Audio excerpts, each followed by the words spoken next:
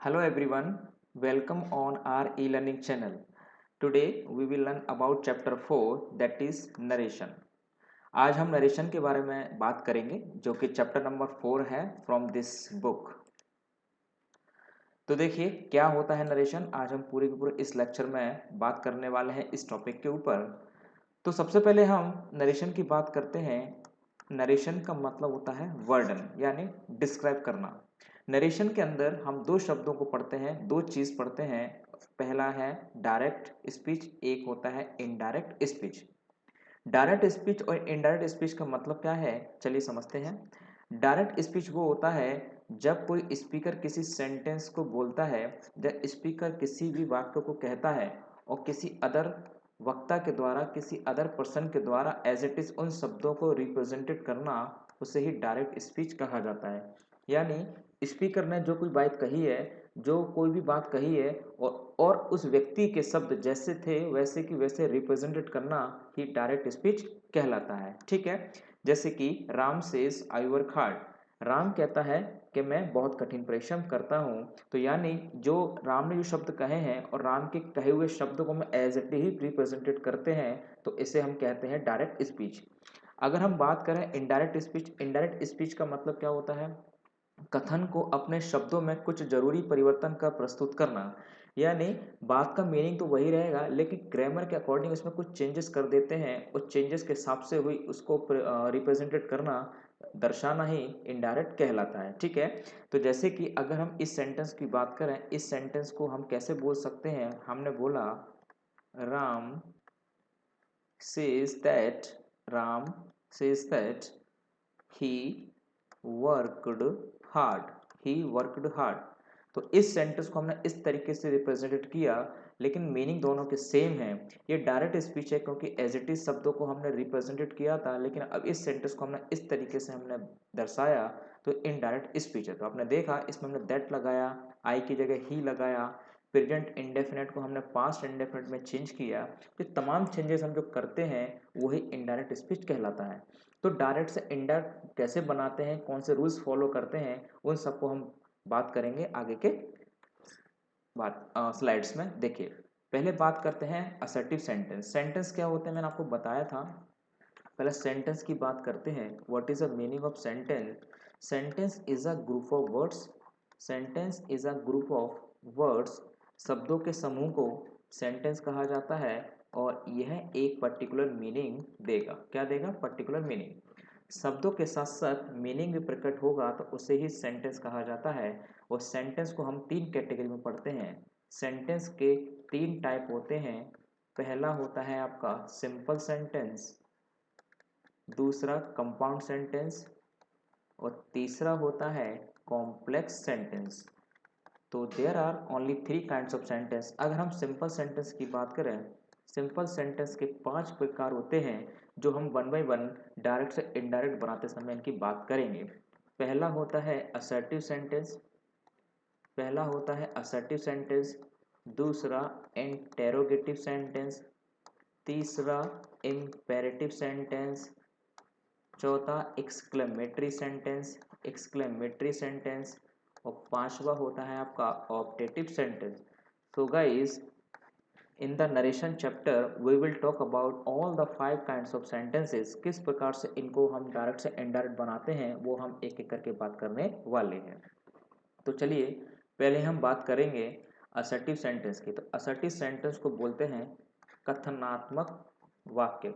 कथनात्मक वाक्य यानी ऐसे सेंटेंस जिसमें केवल एक कथन होता है, जिसमें केवल एक स्टेटमेंट होता है, जिसमें केवल एक स्टेटमेंट होता है। वो स्टेटमेंट पॉजिटिव और नेगेटिव कैसा भी हो सकता है, उसे कहा जाता है assertive sentence.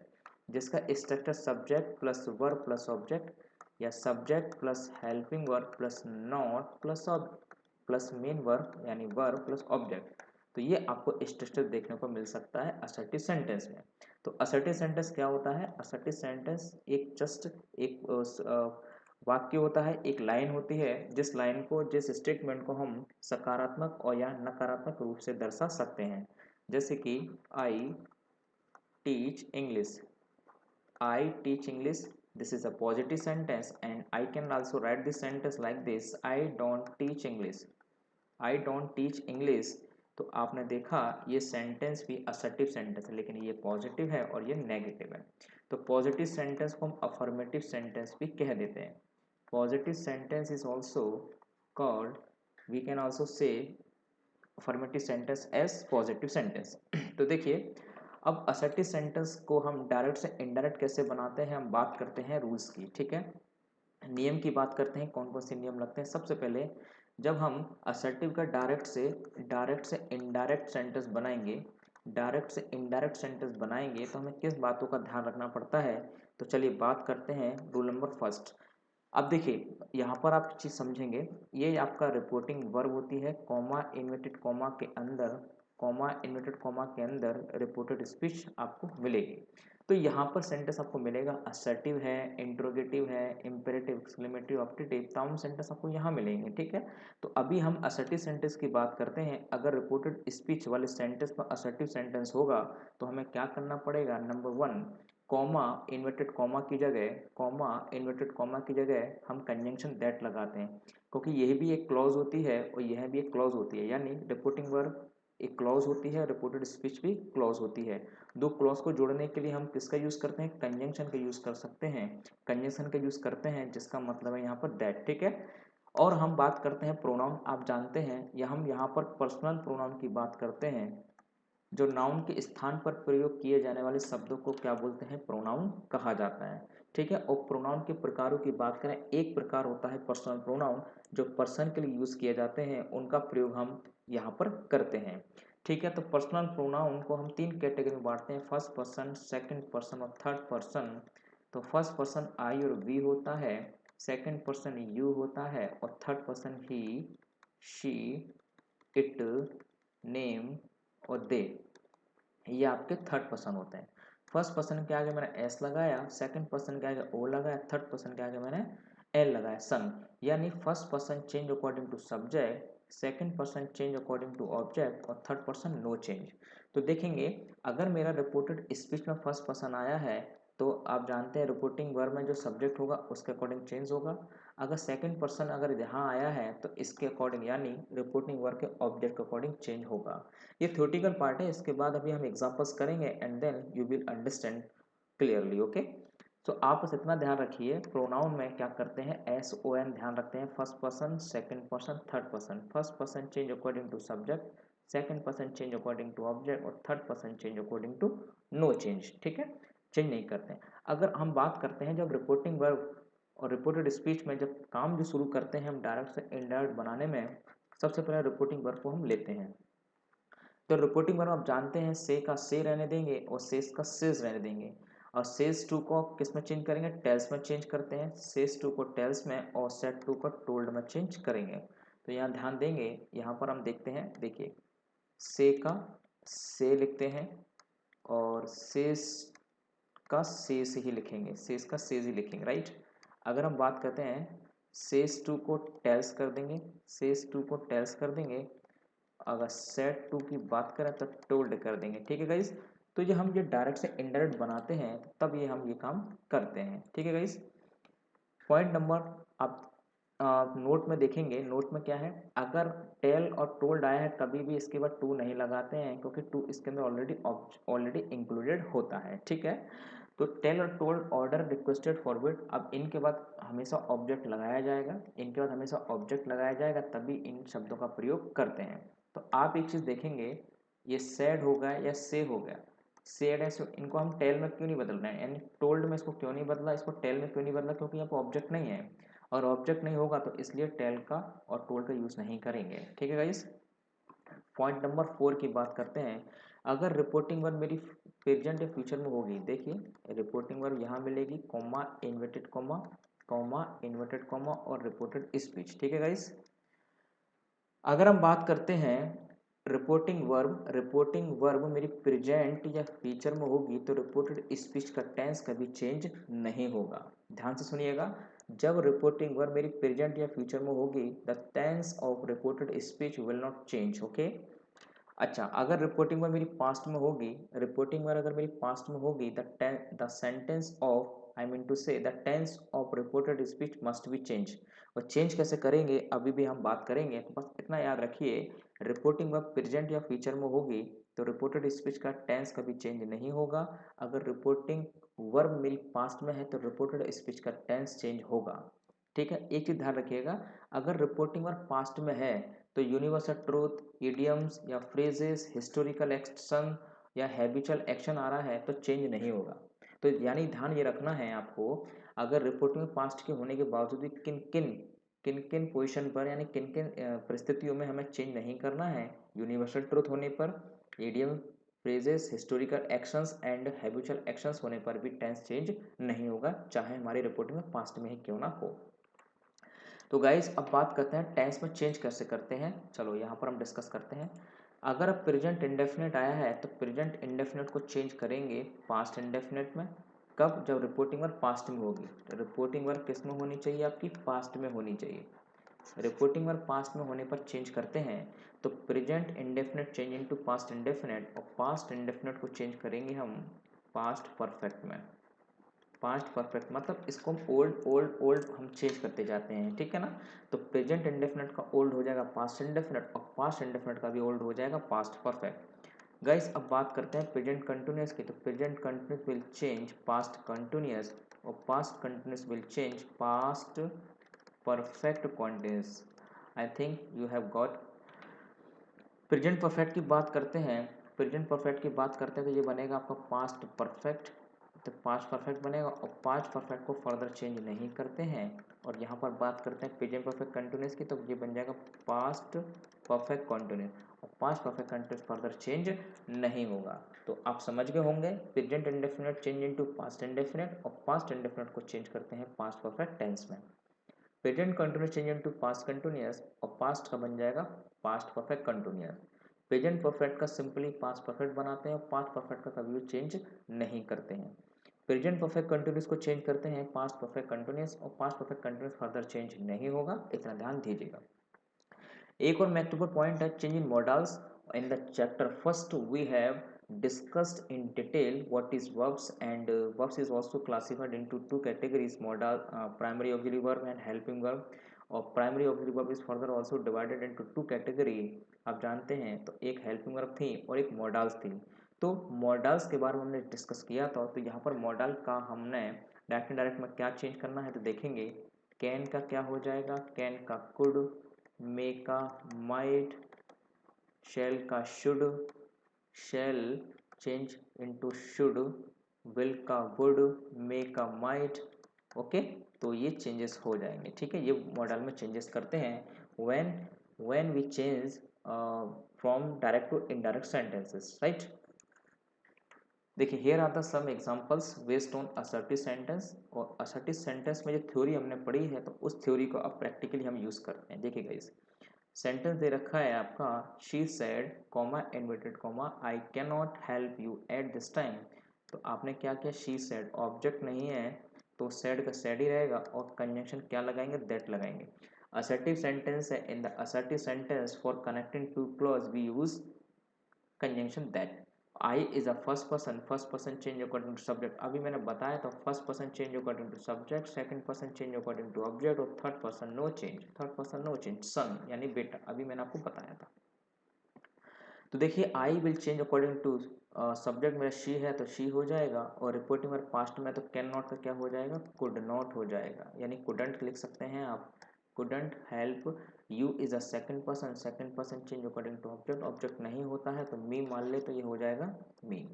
Okay, help me at that time, this का हो जाएगा एट दैट टाइम, दिस का दैट हो जाएगा, राइट। सेंटेंस नंबर सेकंड की बात करते हैं, he said to me I shall come to meet you tomorrow. तो सेंटेंस देखेंगे असर्टिव है तो सिंपल हमने अभी देखा ही टोल्ड मी, इसमें ऑब्जेक्ट है तो मेरा टोल्ड हो जाएगा, कंजंक्शन दैट लगाया। Sorry guys, I is a first person change according to subject. तो देखिए क्या हो जाएगा ही, और ही के अकॉर्डिंग विल आएगा तो ही विल का वुड हो जाएगा, he would come to meet you is a second person change according to object me है तो हो जाएगा मी। टुमारो का the next day, the next day, the next day, the following day, you have choice. चलिए अब बात करते हैं sentence number 3।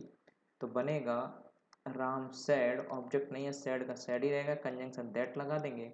I is the first person change according subject, तो ही हो जाएगा ही। और देखिए ये सेंटेंस प्रेजेंट परफेक्ट में है और present perfect change into past perfect because reporting word is in the past. जब रिपोर्टिंग वर्ड पास्ट में होगी तो टेंस को हम चेंज करेंगे रिपोर्टेड स्पीच वाले को। Ram said that he had not taken any exams that year but I को चेंज करेंगे बट ही हैड इंटेंडेड, अच्छा सॉरी ये प्रेजेंट डेफिनेट है तो हैड नहीं आएगा, he intended to take two exams the next year. Okay, simply आपने देखा हमारा असर्टिव सेंटेंस है, रिपोर्टिंग वर्ब पास्ट में थी इसलिए हमने रिपोर्टेड स्पीच सेंटेंस को चेंज किया। Now sentence number 4, he said. आप इसको देखेंगे virus is its on report, just एक फ्रेज है और फ्रेज कभी चेंज नहीं होगी। मैंने आपको बताया रिपोर्टिंग वर्ब पास्ट में होने के बावजूद भी phrase, idioms, universal truth, habitual action या परमानेंट एक्शन ये कभी चेंज नहीं होंगे। ही सेड दैट, तो आपको पता है ये ईडियम्स और फ्रेज ऐसे ही रहेगा। Virtue is its own reward ये आपका इनडायरेक्ट बन गया। Now sentence number 5, our teacher said we have to finish this work, तो क्या करेंगे हम बनाएंगे आवर टीचर सेड दैट लग जाएगा तो we have to finish this work. अब देखेंगे हमें अपना देखो जब भी सब्जेक्ट और ऑब्जेक्ट दोनों इंक्लूडेड होता है तो वी को चेंज नहीं करते हैं, तो वी हैव टू फिनिश करेंगे क्या हो जाएगा, वी का वी रहेगा और हो जाएगा वी हैड टू फिनिश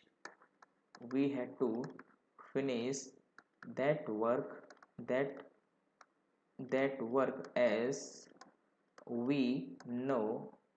आप जानते हैं ये क्या है, आप एक कहावत है, टुमेरो नेवर कम्स, कल कभी नहीं आती है, ठीक है, ये प्रोवर्ब्स है तो इसको हम चेंज नहीं करेंगे। We know that tomorrow never comes, तो ये चेंज नहीं होगा। ओके गाइस, तो चलिए now we will discuss about interrogative sentences. क्या होते हैं इंट्रोगेटिव सेंटेंसेस?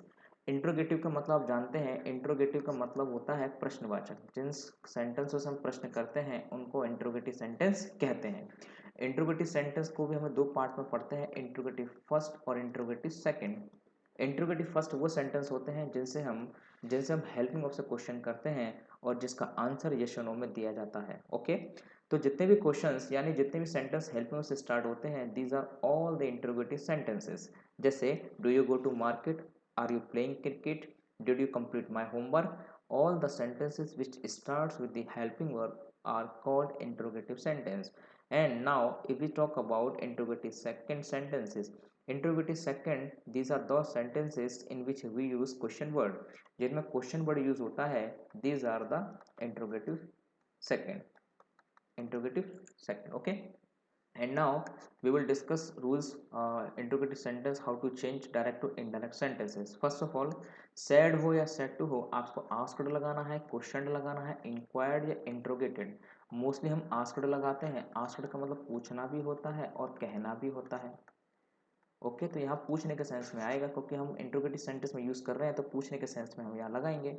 तो चलिए यहाँ पर क्वेश्चन मार्क की जगह क्या हो जाएगा, फुल स्टॉप हो जाएगा और इसका फॉर्मेशन कैसा असर्टिव हो जाएगा। यानी आप जानते हैं helping verb subject verb object होगा, इसका स्ट्रक्चर असर्टिव बनेगा, subject helping verb verb object. ठीक है गाइस, इस तरीके से का फॉर्मेट हो जाएगा।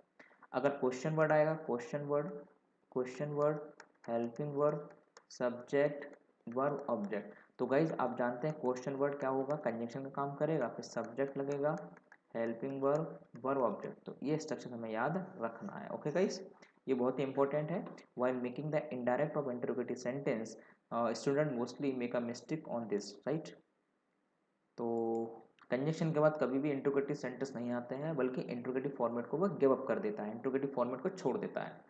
तो चलिए अब टेंस और प्रोनाउन में वही चेंज करते हैं। हम जानते हैं रिपोर्टिंग वर्ब अगर पास्ट में होगी तो टेंस मेरा चेंज होगा रिपोर्टेड स्पीच वाला, प्रोनाउन में क्या ध्यान रखते हैं, first person change according to subject, second person change according to object और थर्ड पर्सन को चेंज नहीं करते हैं, एज इट इज रहेगा। और इंट्रोगेटिव फर्स्ट में हम इफ लगाते हैं कंजंक्शन के लिए, और इंट्रोगेटिव सेकंड में हम क्वेश्चन वर्ड को ही हम कंजंक्शन के रूप में प्रयोग कर लेते हैं, राइट। तो देखिए there are some examples based on interrogative second. तो चलिए थ्योरी हमने कंप्लीट की है, तो फिर आप इसको बनाते हैं। तो he said to me do you know, इसको सही कर लीजिएगा, ये यू है, ओके गाइस, यू। तो ही आस्क्ड मी, तो यहाँ पर इंट्रोगेटिव फर्स्ट होता है, इफ लगाएंगे। अब देखिए ये प्रेजेंट डेफिनेट है, तो प्रेजेंट डेफिनेट तो प्लस सब्जेक्ट आएगा you is the second person change according to object, object क्या है मेरा मी, तो आई आ जाएगा। और आई आ जाएगा तो present definite change into past indefinite, I knew. अब me is the first person change according to object, he है तो हिम हो जाएगा, I knew him. Now sentence number second, she said to him what are you doing now, तो आप क्या करेंगे, she asked him, she asked him, तो आपने क्या किया, व्हाट से ही जोड़ा, because this is interrogative second. और इंट्रोगेटिव सेकंड में क्या करते हैं गाइस, हम क्वेश्चन वर्ड को ही कंजंक्शन का रूप देते हैं। तो व्हाट लगा है, you is the second person change according to object, मेरा ही हो जाएगा, तो ही के अकॉर्डिंग वॉज हो जाएगा, ही वॉज डूइंग, और नाउ को देन कर देंगे। ये हम आगे बताएंगे एडवर्ब ऑफ प्लेस और एडवर्ब ऑफ टाइम कैसे चेंजेस होते हैं। In the next slide, in the following slide we must discuss about this. And now sentence number third, he asked him, तो ही क्या कर देंगे, ही का वो ही के बाद आस्क्ड लगेगा, he asked him, this is the interrogative first, so we will use if in the interrogative first, use the second person according to object, we will use he, or he had intended, because this is an past indefinite will change into past perfect.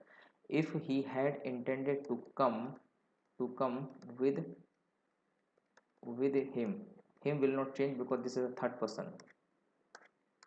तो चलिए guys, now sentence number four, he said to her have you not seen movie, interrogative sentence है, तो आप जानते हैं ही asked हर, ये तो common रहता है रिपोर्टिंग वर्ब में, उसके बाद हम हैव लगाएंगे, you the second person change according to object, तो शी हो जाएगा। तो present perfect change into past perfect, तो she had not seen, this का हो जाएगा that movie. Sentence number five की बात करते हैं, तो he asked her, he asked her respectfully, madam या सर आता तो रिस्पेक्टफुली लगाते हैं, रिस्पेक्टफुली। और आप देख रहे हैं इंट्रोगेटिव फर्स्ट इफ लगाएंगे, इफ तो आई चेंज अकॉर्डिंग सब्जेक्ट हो जाए he could help her, okay. फिर देखो शी सेड नो, तो लिखेंगे she replied in negation, she replied in negation, यानी उन्होंने उत्तर दिया नकारात्मक में, ठीक है। Sentence number six, she said to me when will the train arrive, तो लगाएंगे आस्क्ड ही आस्क्ड मी, और when is a question word, so this will become conjunction. अब देखें ट्रेन आगे आ जाएगा, द ट्रेन विल का हो जाएगा वुड अराइव, ठीक है गाइस। तो these sentences based on interrogative sentences, and now you have understood carefully, so how do we change from direct to indirect of interrogative sentences. Now we will talk about imperative sentences, how do we change direct to indirect sentences of imperative sentence. First of all we will understand that what is imperative. imperative sentence होते क्या हैं, imperative sentence वो sentences होते हैं जिसमें हम request, order, command, suggestion etcetera आदि का जिक्र करते हैं, वो सारे सेंटेंस इम्पेरेटिव सेंटेंस होते हैं, ठीक है। तो इम्पेरेटिव सेंटेंस के अंदर हमें ये देखना पड़ेगा, ये हमेशा वर्ब की फर्स्ट फॉर्म से स्टार्ट होंगे, इससे स्टार्ट होते वर्ब की फर्स्ट फॉर्म से। अगर नेगेटिव है तो हम नेगेटिव सेंटेंस में क्या करते हैं, do not plus V1 plus object other words, okay. तो इम्पेरेटिव सेंटेंस भी पॉजिटिव नेगेटिव दो होते हैं, पॉजिटिव होगा वर्ब की फर्स्ट फॉर्म से स्टार्ट होंगे, अगर नेगेटिव होगा तो जस्ट सिंपली हम डू नॉट लगा देंगे बिफोर V1, ओके। So how do we change imperative sentence into direct to indirect, चलिए बात करते हैं। Rule number first, said to को ऑर्डर्ड, रिक्वेस्टेड, फॉरवर्ड, एडवाइस तक सारी चीज़ें आ सकती है, ठीक है, सारी चीज़ें आ सकती हैं। वो डिपेंड करता है कि आपके रिपोर्टेड स्टेटमेंट सेंटेंस क्या दे रखा है, रिपोर्टेड स्पीच वाले सेंटेंस में जो कुछ भी सेंटेंस दे रखा है उसका सेंस अगर रिक्वेस्ट है तो रिक्वेस्ट वाला लगाएंगे, ऑर्डर वाला सेंस दे रहा होगा तो ऑर्डर लगाएंगे, अगर अगर हमें एडवाइस का सेंस दे रहा होगा तो हम एडवाइस का यूज़ कर देते हैं। चलिए इसमें कंजंक्शन का यूज़ क्या करेंगे, इसमें कंजंक्शन में से टू का यूज़ करते हैं। क्यों? क्योंकि रिपोर्टिंग वर्ब ऑलरेडी वर्ब होती है और रिपोर्टेड स्पीच वाला सेंटेंस वर्ब से स्टार्ट होता है, तो इसलिए आप जानते हैं नॉन फाइनाइट वाले पार्ट यहाँ पर यूज़ हो जाता है और इसलिए दूसरी वर्ब से पहले टू लगाते हैं। टू के बाद हमेशा वर्ब की फर्स्ट फॉर्म का यूज़ करते हैं, that is called infinitive. Now tense में क्या करते हैं आप जानते हैं, टेंस में हम प्रेजेंट को पास्ट में और पास्ट का ही पुराना परफेक्ट होता है, ये चीज़ हम जान ली है। और प्रोनाउन आप जानते हैं first person change according to subject और second person change according to object और third person no change, third person no change. Okay, in the first slide we have discuss about broadly, right. तो चलिए here are the some examples on imperative sentences. तो बनाते हैं, कैसे बनाएंगे बात करते हैं। शी, अब देखिए डोंट कम हियर, तो शी ऑर्डर्ड मी। अब डू नॉट आया है, हमेशा नॉट टू से पहले लगेगा, टू कम हेयर का दे, हेयर का हेयर ही लगाएंगे। अगर कम का गो कर देंगे तो कल गो देयर, कम का गो कर देते हैं, हेयर का देयर हो जाएगा। Sentence number second, she said, तो देखेंगे call the first witness. She ordered to call the first witness, to call the first witness, first witness now का हो जाएगा then. Now sentence number third, तो she said, अच्छा एक second देख तो लीजिए क्या दे रखा है रिपोर्टेड स्पीच में, उसके हिसाब से लगाएंगे। तो spread the cloth in the sunlight and don't wash anything, तो देखो इसमें भी ऑर्डर ही लग रहा है। या she advise to spread, she spread the cloth in the sunlight, in the sunlight, in the sunlight and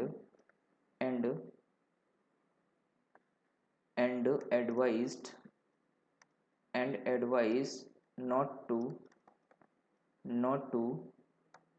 wash anything else,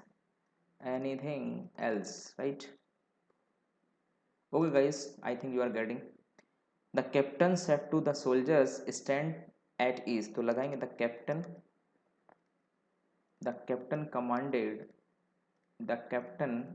commanded the soldiers to stand ease, ठीक है guys, stand at ease, preposition also given. Sentence number 5, the mother said to me help others but don't expand it, ठीक है। तो इसमें mother advice की बात कर रही हैं, mother advised me to help others, to help, हो सकता है आपको ये वाला पार्ट ना दिख रहा हो तो आप सुन सकते हैं, मैं बोल ही रहा हूँ। The mother advise me to help others but not to expect anything, ठीक है guys, I hope you have understood betterly. So आज के सेशन में इतना ही, and in the next class we will discuss about exclamatory sentences, objective sentences, the remaining part of this chapter we will discuss in the next chapter, in the next lectures. आज के लिए इतना ही, thank you.